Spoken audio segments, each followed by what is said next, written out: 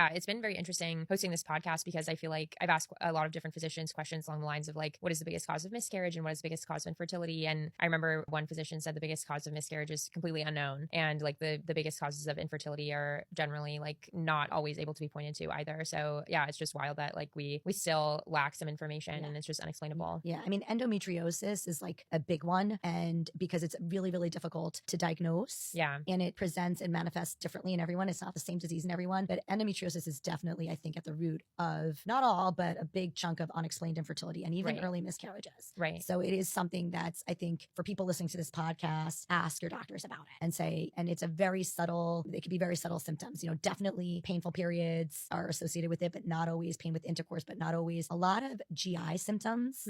So women who were diagnosed with like irritable bowel, but it actually could be endo. So it's a subtle one, but a really important one to kind of think about as a cause of infertility.